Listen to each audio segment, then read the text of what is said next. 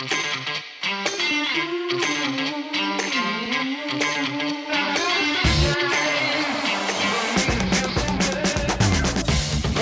to the Mile 20 podcast where epic shit happens. My name is Lorri and I'm here with my bestie.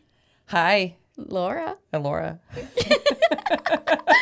Welcome to episode 30. 30. Whoop, whoop. 30. Today we will be discussing the Lost Dutchman Marathon. We're going to apologize in advance today because we just did a 22-mile run. And we'll get into that in a minute, but we're all a little brain dead right now. So if we seem, challenged, that would be why. Yes, challenged is a good word for today. All right, we will be discussing saguaro cactus. Which I call them cowboy cacti. They're the ones with the arms. Yes, they are. The arms. Yes. Campfires and dementors. Yeah. The campfires, that was like a blip. The dementors, that was real, man. That was real. That was real. Yes. Yes.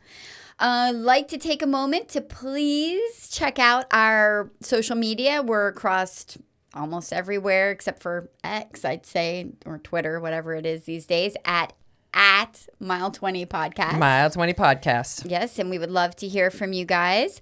So, Laura Lee, our beverage of the week. Yeah, so I really wanted to just drink water today, just because of our run, and but we were talking about. Sorry, I'm going into my phone here, and I changed my password, and yeah, there we go.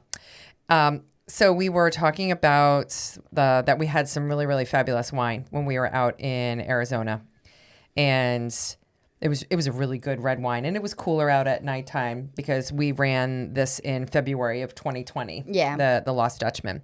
So I went back into my Vivino app, and we drank a Brunello from Maltacino.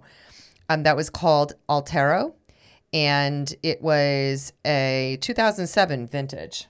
It was delicious. It was absolutely delicious, and it all felt right. Like it was kind of like dusk on the desert, beautiful views, a little cooler out, a little bit of fire. I feel like there was like a fire in like one of the fireplaces near the bar or outside. I don't remember where we were sitting. All of that. Yes, yeah. I think we moved around a little bit, and it was just like Yeah.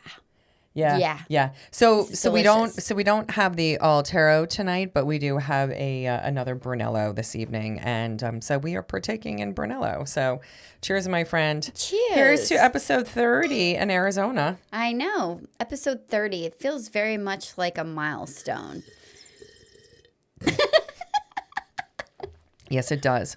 It might need to breathe a little bit more. I don't know. It tasted yummy to me. Yeah, no, it does taste yummy, but it needs to open up a little bit more. So we ran this race. This was one of the last races we ran in the beginning of 2020. Yep. This was on February 16th of 2020. And we didn't have another race scheduled then until August. Yep. Which was going to be out in Nevada. Now, this race we ran 1 week after we ran the New Orleans Marathon. The debacle of New Orleans. Yeah, so I came to the Lost Dutchman with still a black eye. Yeah. Yeah, that was great. And I think we both were sporting. I think I was on the tail end of a cold, but I think I had passed it to you in New Orleans. Yeah, and I felt really sick when we were in Arizona, and who knows, maybe I might have had some COVID too, but we didn't know because like COVID, like it wasn't like a declared thing as of yet. No, but there was definitely coughing and sniffling and all sorts of just goodness going on. Not feeling well, yes, at all. But the race. So why did we choose to run this one? Do you want to talk about the race yet, or we want to do an Epic Week update?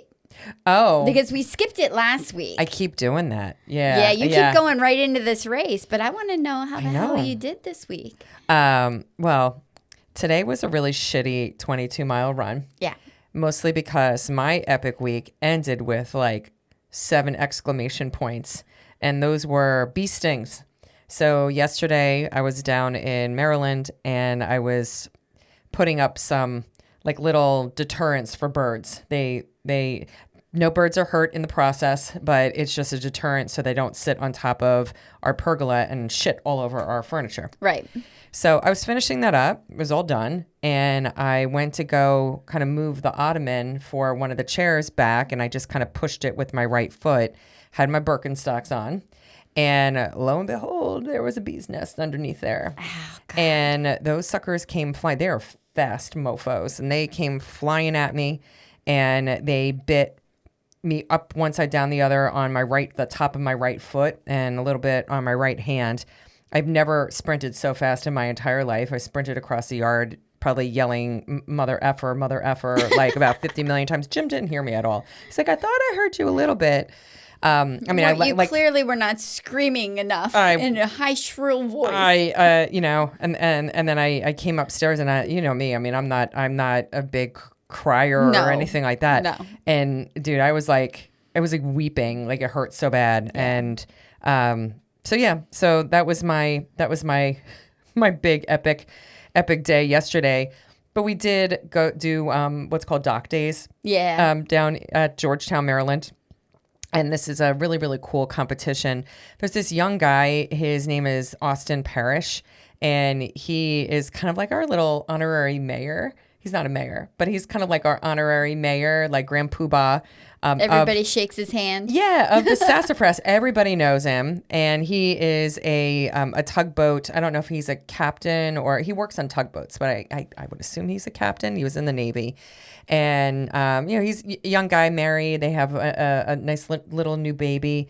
And so he went and coordinated all this. And it was competitions for people to see how fast they can go and pull in crab pots. Nice. That, were in the water, as well as a speed dock parking. And then you had to like take hula hoops and put them onto the pylons. Yeah. And so that was cool. So we did that yesterday morning, and then I was like, oh, let me just do this one like little thing with the bird stuff before I leave to come back home. Because we had our 3 a.m. wake up this morning. So that was my epic wake up. Yeah. How about you? I had a week kind of filled with just trying to get shit done around the house, but also getting Ella ready to leave because she leaves tomorrow, right? Tomorrow for Penn State University. I feel like it was just yesterday. We were podcasting about where we thought she might be going, and we were just getting back, I think, from Kentucky at one point. So anyway, yeah. So she leaves tomorrow and dealing with all of that on... How you feeling about that? Terrible, quite frankly, but we'll get through it. Yeah. It's fine. Luckily, Maggie lives close, but it's like definitely symbolic of my retirement, I guess. Of an era done. Of an era done, yeah. Yes. So, but we have DJ back at home for a little bit longer, so that'll be nice. Yeah. I think it was also like last week was kind of very punctuated by like really feeling good in like all my workouts. Like Maggie and I did our 20-mile run last weekend, which I may have mentioned. I don't even remember if we talked. No, we didn't talk about that last week. And I felt pretty strong on that run, which felt great. And then consequently like did full weight workouts this week and cycling and everything, and feeling strong, which always makes me wary. I don't know why. Like I start to get scared when I start to feel strong, like what's going to happen? Like is something going to break? Yeah. Because I feel way too good right now. We call it the bubble wrap phase. Yes. You're not supposed to get stung by bees during the bubble wrap. You're not supposed to get phase. stung by bees. Just saying. And on Friday was a little stressful because I went out with two friends cycling, and one of my friends went down really hard and wrecked and shattered a wrist and fractured a shoulder, elbow, and so like that was very traumatizing for all involved. And I wish her a very quick recovery. Yeah, because we hope that she recovers quickly because that's it's scary. You realize how dangerous road cycling is when something happens. Like you can be out there all having fun and enjoying the scenery, and then boom, something happens, and it reminds you that it's still got a little dangerous element to it. Yeah, because your husband Dave got into a really bad accident a number of years ago in 2020. Oh, yeah. We got shit on by the ER staff. They were pissed that we came in, and he had wrecked out on his bike in May of 2020. Yeah. So it was in the throes of COVID, and they were like, what the fuck are you doing, dude? Like, nobody needs to be in the ER for this right now. But you know what? He needed to be sane, too, and exercising is part of your sanity, so. Yeah. Anyway, yeah. So there was that, and then we went to the Eagles preseason game yesterday while you were doing doc days and tailgated.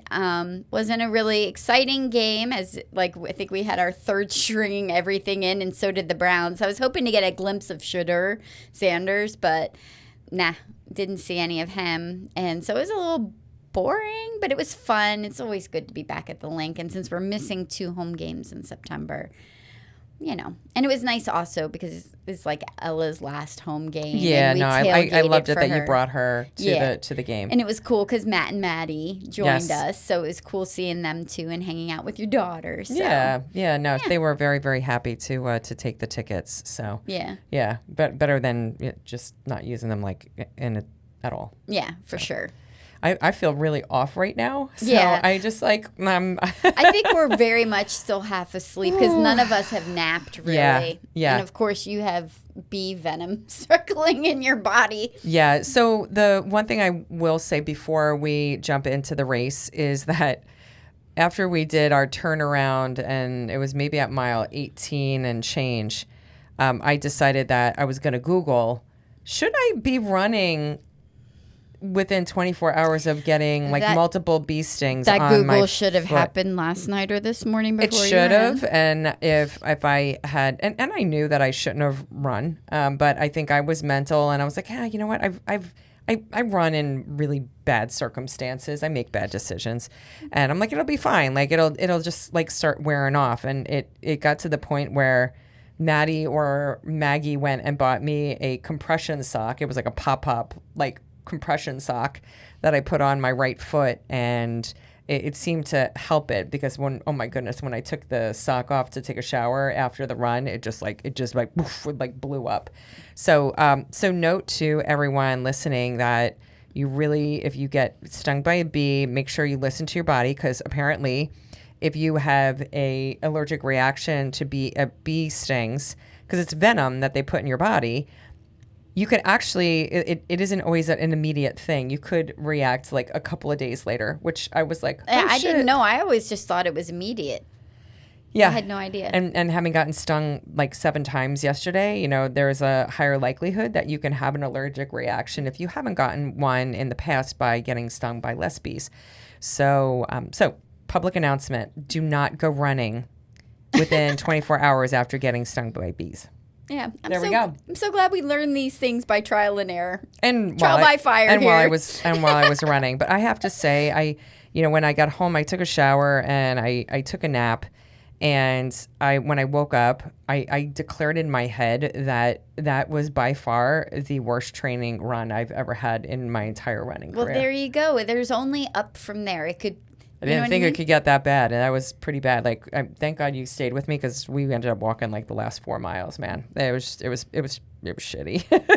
it was a challenge, but that's okay, because the rest of my body feels great. That's the bummer. That it's just the foot that feels really crappy, but everything else feels totally fine. And so I have confidence that once the swelling goes down in my foot, I will be fine. Yeah, you will be fine. Yes. And now we're on taper anyway. Yes. So this is the fun. This is the party time bubble wrap session. Yeah, exactly. So, all right. So we're going to talk about this race? Let's do it. All right. Let's do it. So as you were saying, why? February. Why? Oh, why? Yeah, why? This one, I love a good campfire. I know. Me too. Reminds me of s'mores. It does. Red wine and good company. Yeah. So this particular race is a small town race in Apache Junction, just outside of Phoenix. The allure to it is that it starts right in the foot, but you're kind of up almost. You're right at the border of the park for the Superstitious Mountains. Yes. You're not fully in it. But they take you up a mountain, and so you're kind of on this dirt road for quite a while. It was almost like half of the race. It felt like it, yeah. You're on this road, and it's dirt, and it's almost a solid descent, which was wonderful. Yeah. And it was a well-groomed road. Even though it was dirt, little gravel, but it was a well-groomed road. And it wasn't, I don't remember it being dusty or feeling like there was a lot in the air that you had to worry about or anything like that. No, and it wasn't a big race. I mean, at the time when we did it, it was 341 people. Yeah, and it stays pretty consistent like that because they cap it at 400, which is nice. Yeah. And I guess people aren't like fighting to get into it because it's just a smaller race. It is a smaller race, but it very, very well run the day of. Fantastic number of volunteers as well as porta-johns. Packet pickup was easy. Packet pickup was very easy. No expo. I don't know if they have an expo anymore. Okay. No, wasn't it at pickup. some YMCA or like a local community center? It was just a packet pickup. I think they have a packet pickup at the Y on the Saturday, but then there's a few times you can pick up at Roadrunner Sports locally during the week now. Yeah. From what I saw. But yeah, and it's, they do have like the gamut of races too because they offer the half, a full, 10K, 8K trail run, and then a 2-mile fun run / walk. So there's a lot more than just the marathon. But the big real allure is the finish. I mean, the start line. It is. The start line was awesome. Yeah. They set up, I mean, how many would you say? Like 30? At least 30 campfires. Yeah, little campfires for you to huddle around because it's a point-to-point race. So you park at the rodeo showgrounds in Apache Junction. They load you up on the school buses and stuff, and they drive you up into the mountains and drop you off. And, when all of that kind of happens in any race, you're there crazy early, or earlier than you like. 5:30 in the morning, and it was cold because we were wearing our onesies that we had already. With previous Maggie. one. Wait, was it Maggie's onesies? Because they looked like the purple unicorns. No. These were.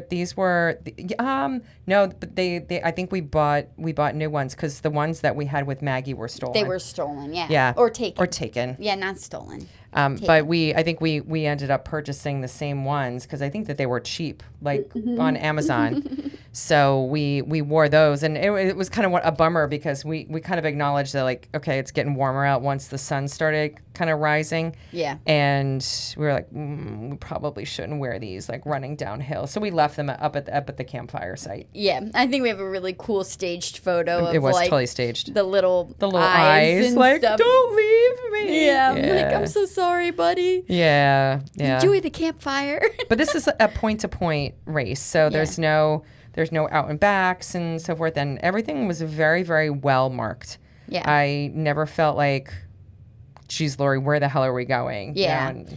There were some rollers towards the end, which were not serious great. Rolling hills, yes. I think we approached this particular race, too, because we knew it was a 7 a.m. start, and the sun was kind of rising at the time that the race was starting. And we kind of decided early on, like, it's a downhill. Yeah. Like, let's just go. Let's just try and hit it kind of as hard as we can to try and get as much under our belt as we can run before the sun rises and gets hot. And we got to the bottom of the mountain, and then we started hitting the road, and I remember you looking at me because, like, dude, like, that was the fastest, like, friggin' first half of a race I think we've ever run together. Yeah. And you were looking at me like, what are we doing? And I'm like, well, we ain't running like that for the second half of the race. But we did. We got down. I can't remember what our time was, but we flew down that hill. We did. I got nervous because, like, I looked at Laura and I'm like, oh shit, like, I feel like we're on pace where Laura could get a PR. And so then but my legs were feeling like lead. Yeah. When we got down onto that road, like just something. It was bad. Yeah, because I remember hitting the road and then it kind of came up and wrapped around, like Yes. went uphill a little bit. And then we turned into that neighborhood. Yes. And I felt like there was even more. There was some more uphill in that neighborhood. And I'm thinking to myself, holy shit, we could get a PR. I'm like, oh, it's going to take a lot out of my legs because I don't have it right now. We made a big mistake. Big mistake. Big mistake.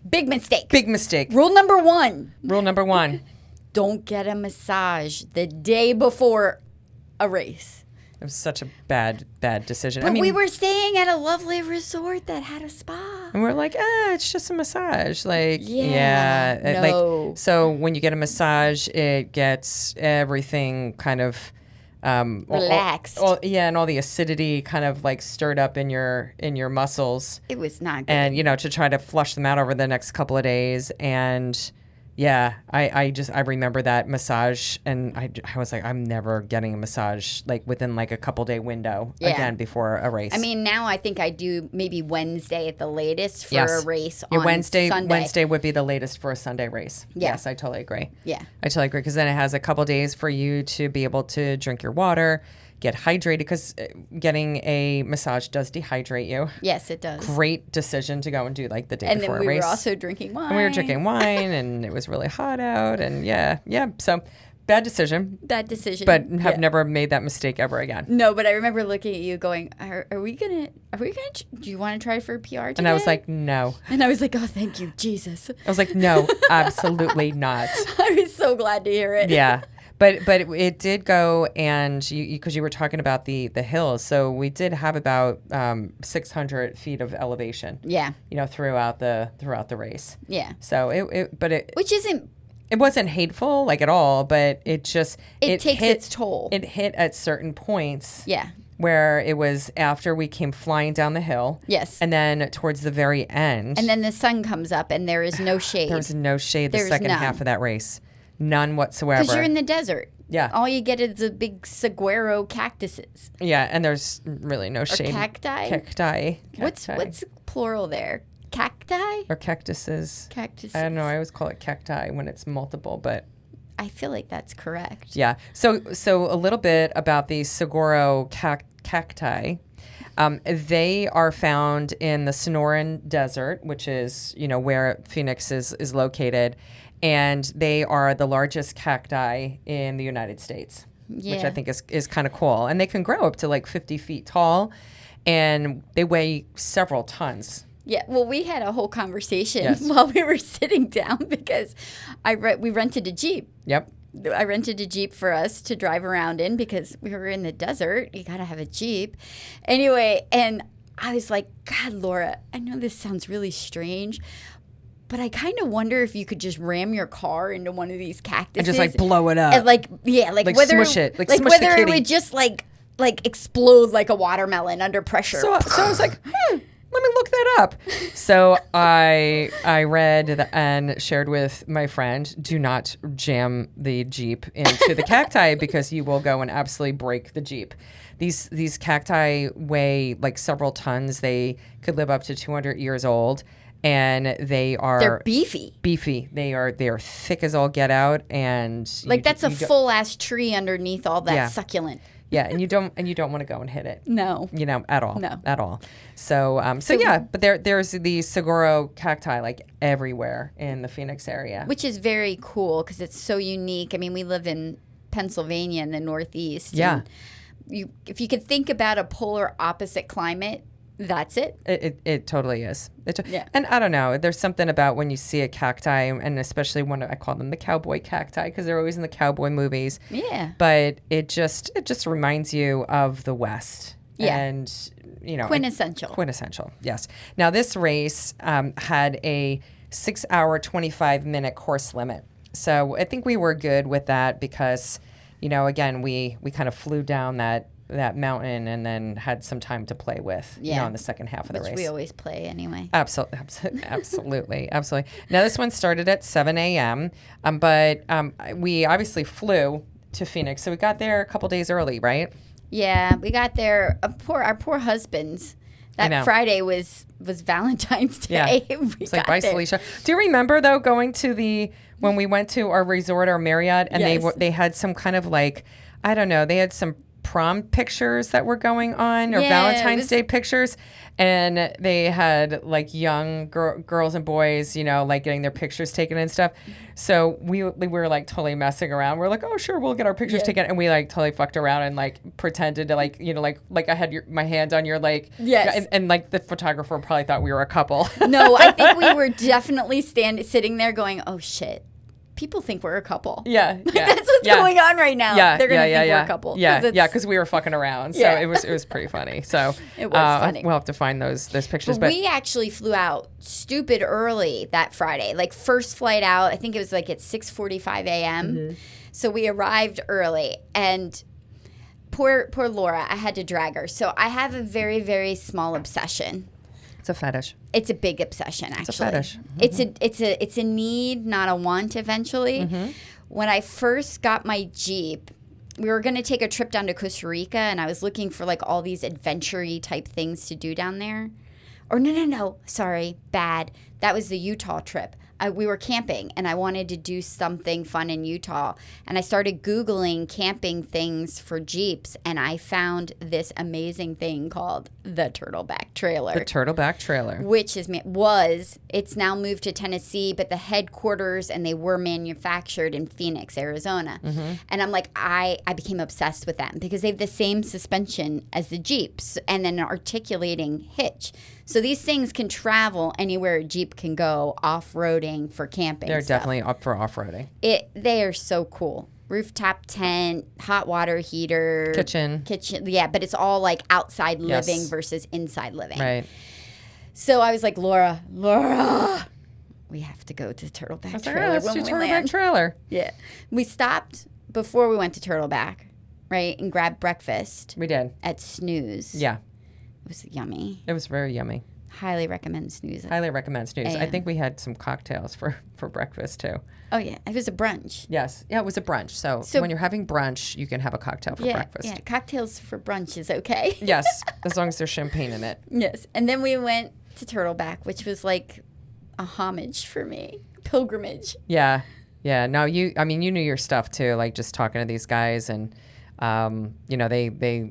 they let us kind of tool around and everything that they had on the floor, and they were impressive. They took us back into the workshop yes, they did. too, which was very cool. Yeah, showed you where everything was being made, and they're pretty nifty. Yeah. It was funny because it was like, well, if Lori gets a turtleback trailer, like we need a turtleback trailer so we can turtleback trailer together, So Jim's like, what, like you guys do you. Like, just figure it out. I'm like sad though. 5 years later, I'm still wanting. Every year for Christmas, it's like, I want a turtleback trailer, Dave. Yeah, it's number one on my Christmas list. What do you want for Christmas? A turtleback trailer. Turtleback trailer. It got to the point, I didn't realize it. I was part of a Turtleback Trailer Facebook page. And every time I would comment on stuff, I didn't realize it was public. I thought it was just like a private group, that it was kind of cool. And then people would start messaging Dave, dude, you really need to give her a Turtleback Trailer. Yes. Like, people were seeing me stalking the page, and I was like, oh shit, I got to stop commenting now.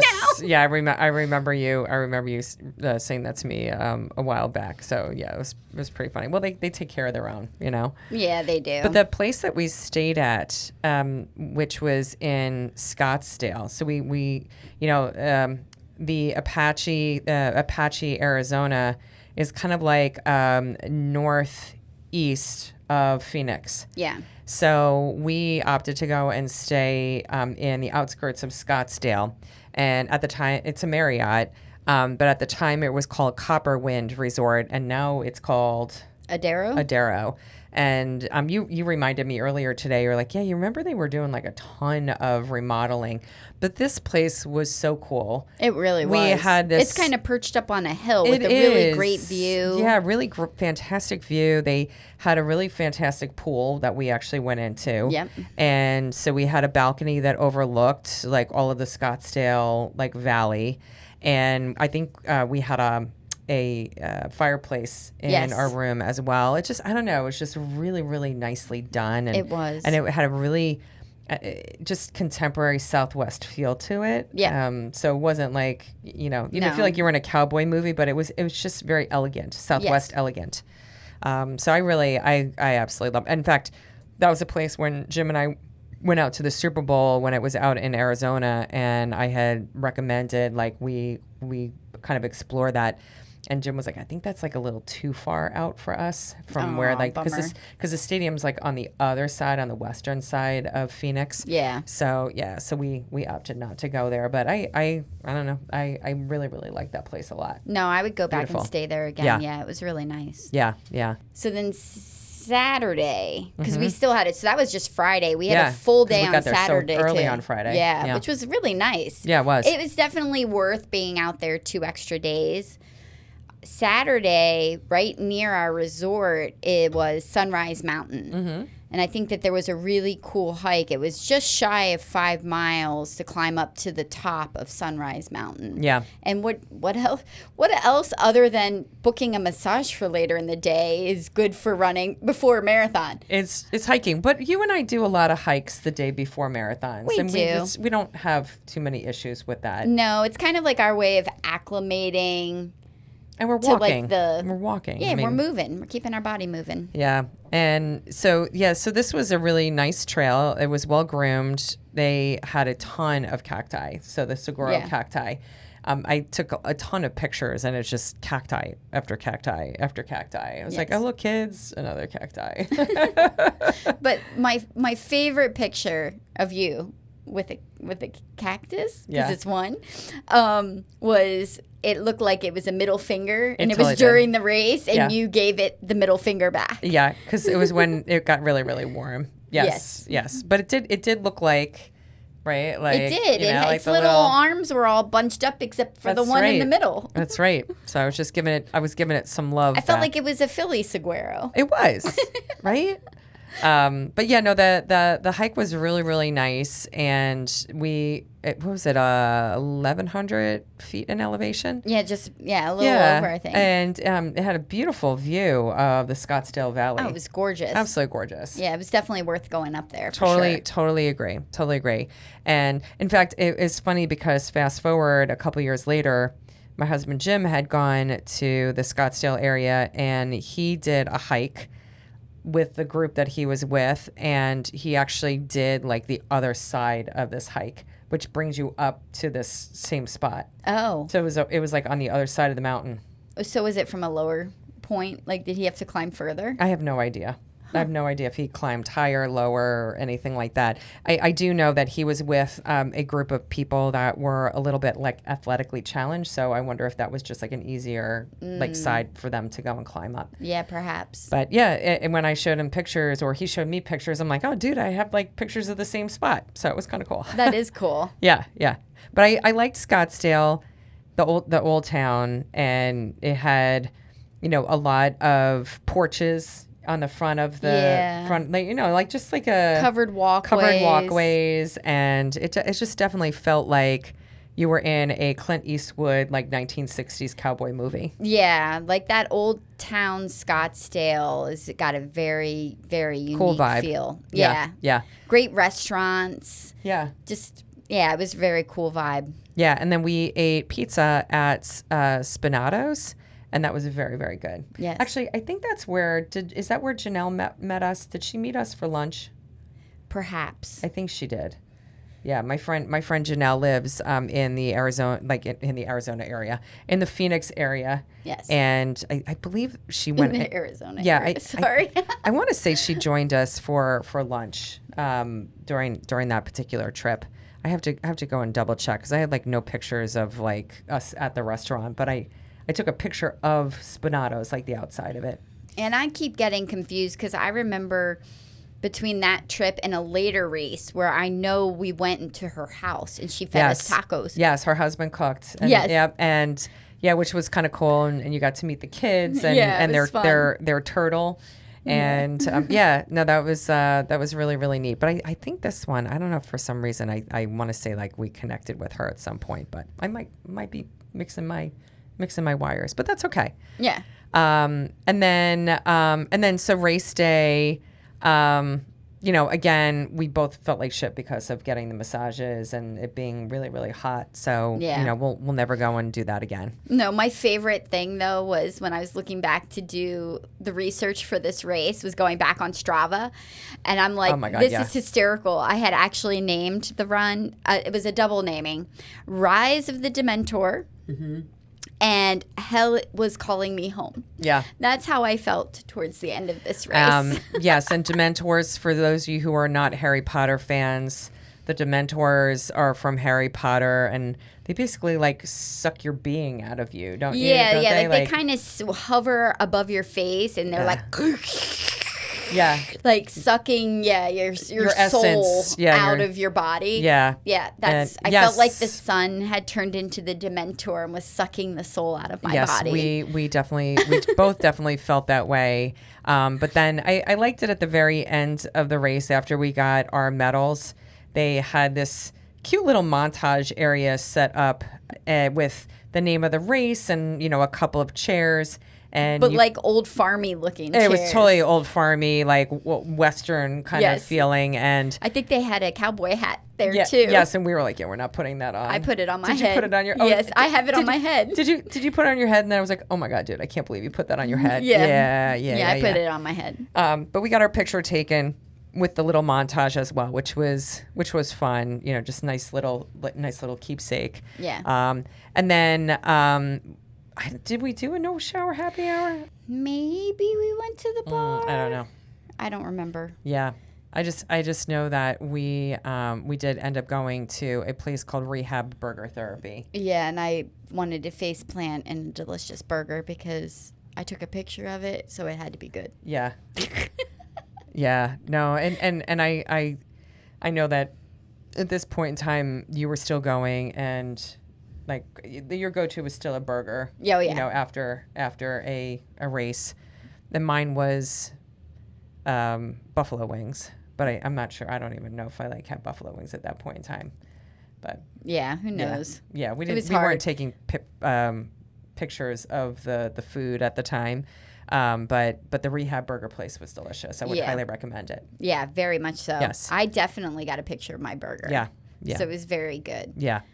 And then because I think it was because didn't Outlander come out that night, I think. Yeah. I feel like it was back, right? Yeah, and it was very early on in the series, and so we ended up going and watching Outlander. I think we got into our pajamas and you had pulled it up on your computer, and then we ended up watching it. Yeah. So which was really nice, and then we left Monday. Yeah. Yeah. It was a great weekend. It totally was. And that was our last race before COVID hit. And then, we had a couple of months of no races, but we had planned that We had planned it. Yeah. Coincidentally. And so then it became a couple of months of monitoring every race that we were registered for that fall. Yes.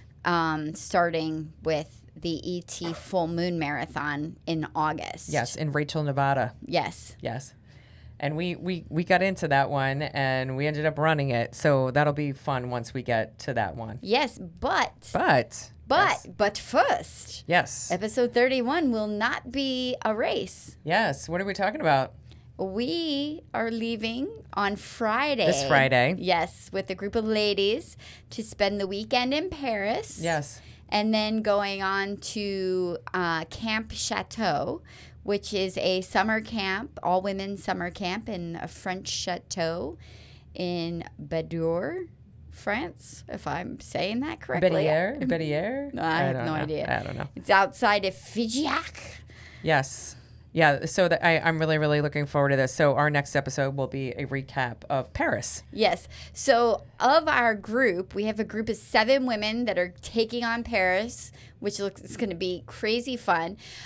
But some of us have been to Paris before, some of us haven't. Right. And so it kind of had to get the feel for the group that pretty much said we want to see everything we can in 3 days before we go to camp.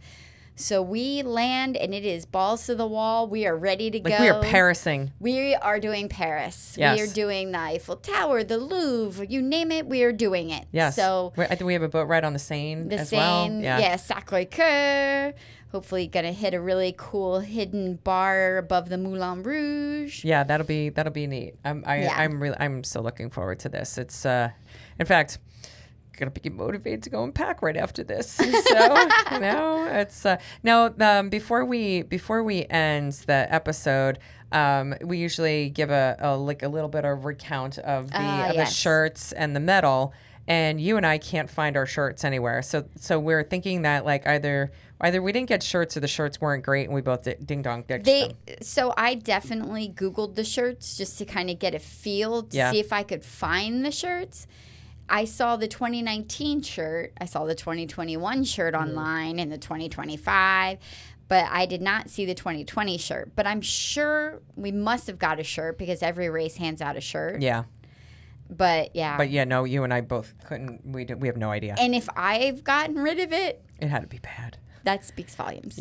But these things happen, right? I mean, we're a little bit more picky about our shirts as well. So, but the medals are really neat because the medal is a saguaro cactus. Yes, with a little pot of gold. So the Lost Dutchman, I did not do my full research on this. So this is me going from memory. God help us all.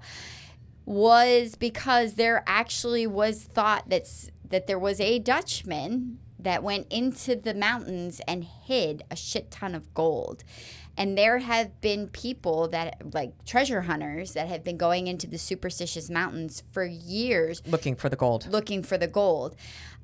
So that is where the name The Lost Dutchman came from. Because I think he did get lost, or a Dutchman has gotten lost looking for the gold at some point.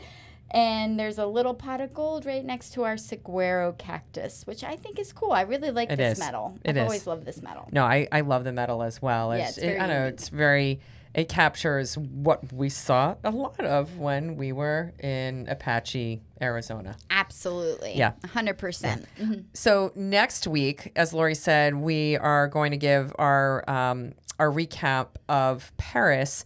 But then the next couple of episodes are going to capture different things that we're doing in France as well. So while we are there, as Lori mentioned, we'll have a recap of our experience at Camp Chateau. I think we have an interview lined up with the staff at Camp Chateau as well. Yes. And then we have a couple of days in between Camp Chateau and doing the marathon.